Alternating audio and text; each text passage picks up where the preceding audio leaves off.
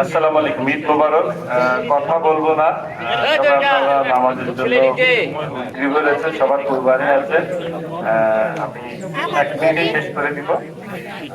আপনারা অনেকেই তাড়াহুড়ো করতেছেন যত সময় নামাজের জন্য, এবং আমাদের আবহাওয়াটা মানে খুবই বৈরী, কখন বৃষ্টি হয় কখন রোদ হয় বলা যায় না। এর ভিতরে শুধু এটুকুই বলবো, আমাদের যে ঈদের আনন্দটা আমরা যারা যাদের মাঝে যাদের বা যারা অর্থ কষ্টে আছে তাদের সাথে আমরা আনন্দটা ভাগাভাগি করে নিই, এবং কোরবানির পশুর যে চামড়া এটা গরিবদের হয়, মিসকিনদের হয়, এই হকটা যাতে আমরা যথাযথভাবে সংরক্ষণ করতে পারি। আমরা চামড়াটা সুন্দর করে ছাড়াবো, চামড়া যেন কোনো নষ্ট না হয়, এবং সংশ্লিষ্ট দুস্থ মানুষ এতিমখানা সে জায়গাগুলোতে দিব। সেখানে সরকারের পক্ষ থেকে লবণ দেওয়া আছে, এই লবণের মাধ্যমে তারা কোরবানি চামড়া সংরক্ষণ করবে।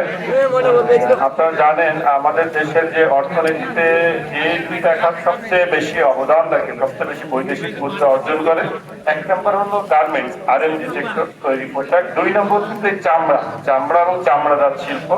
এটা খুবই মূল্যবান, এটা জাতীয় সম্পদ। কোনোভাবেই আমরা যেন এই চামড়া বিনষ্ট না করি, এই ব্যাপারে আমরা সকলেই সজাগ থেকে আপনাদের সকলের সহযোগিতায় আমাদের এই জাতীয় সম্পদকে আমরা আরো ভালোভাবে সুরক্ষা করে আরো বেশি বৈদেশিক মুদ্রা অর্জন করতে পারবো।